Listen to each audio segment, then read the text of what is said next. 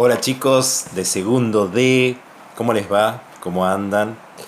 Bueno, nos ha tocado un día bastante feo hoy, con mucha lluvia, tormenta, pero bueno, ya medio como que estamos acostumbrados a estar en casa, así que no hay tanto problema.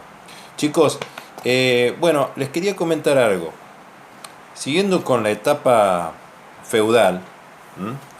Que se dio aproximadamente, dijimos, siglo IX después de Cristo, o sea, año 800 después de la muerte de Cristo, después del nacimiento, perdón, nacimiento de Cristo, 800 años aproximadamente, empieza la etapa feudal. O sea que estamos hablando de cuántos años atrás, 1200, 1300 años atrás. ¿Mm? Bueno, esa etapa feudal se da porque se destruye el Imperio Romano de Occidente. El Imperio Romano de Oriente va a durar varios años más, pero eso lo vamos a ver luego. Al destruirse el Imperio Romano de Occidente, esa unión que tenía el imperio se deshace. Lo único que queda en pie, y esto ténganlo muy en cuenta, lo único que queda en pie del Imperio Romano de Occidente es la Iglesia Católica Apostólica Romana. Romana, por algo es romana, porque surge apoyada por el Imperio Romano. Al principio no estaban apoyados, incluso los romanos los perseguían a los católicos, a los cristianos. Pero después el cristianismo va a tener tanta fuerza que va a hacer que los romanos adopten esa religión. Antes creían en un montón de dioses. Después van a creer en un solo Dios y van a adoptar la iglesia y le van a llamar Iglesia Católica Apostólica Romana.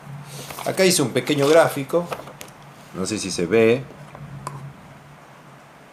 Acá arriba dice la etapa feudal, bueno, los años en que duró esta etapa, ¿sí?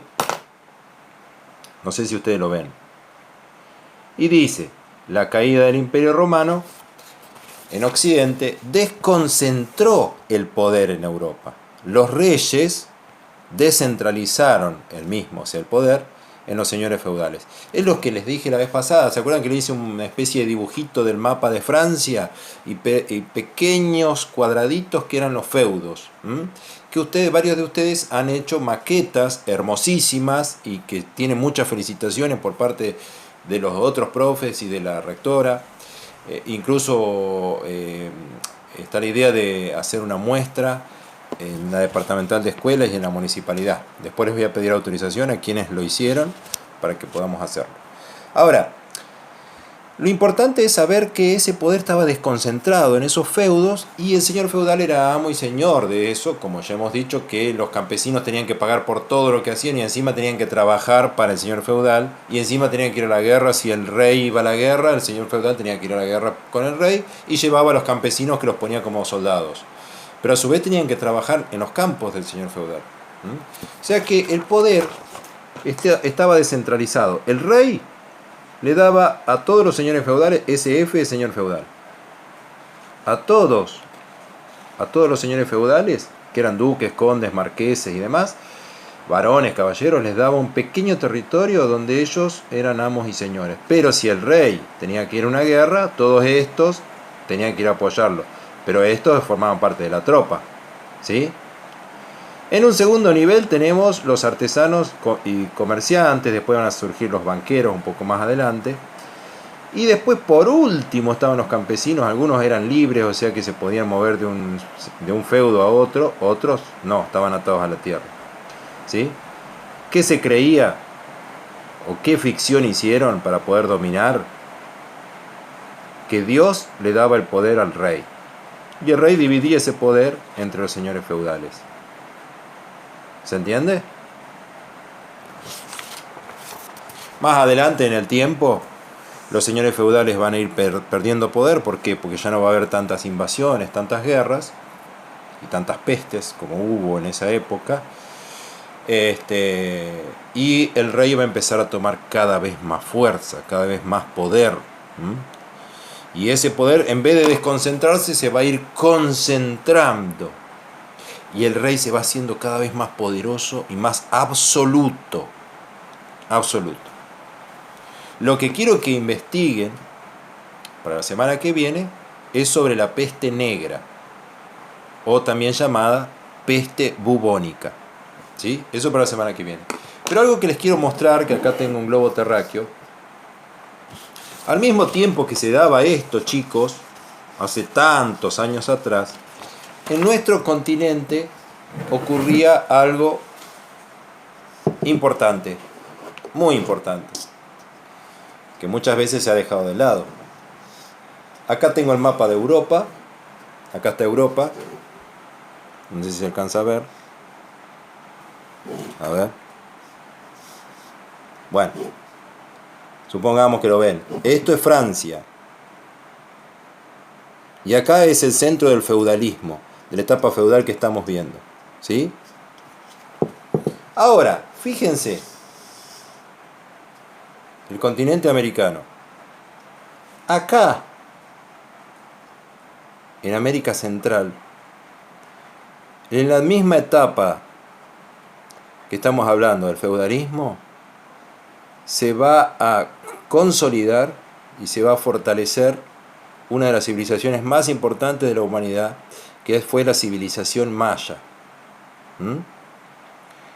Fue muy importante y en muchísimos aspectos, ya les dije antes, fue mejor o fue más avanzada tecnológicamente que la civilización de los europeos que estaban acá.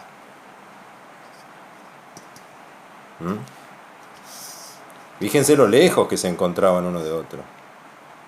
Del otro lado del mundo, China.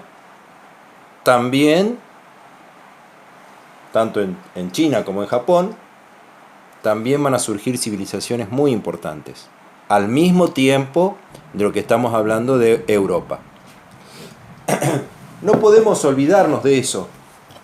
No podemos olvidarnos de eso, porque si no, nos vamos a centrar solamente en la historia de Europa. Nosotros sí, somos todos descendientes mayoritariamente de europeos, pero no tenemos que olvidar que en otros lugares del mundo, al mismo tiempo, surgieron civilizaciones importantísimas.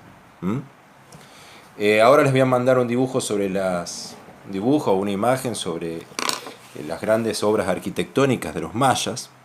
Imagínense que el calendario maya era más exacto que el calendario que tenían los europeos, para darles una idea.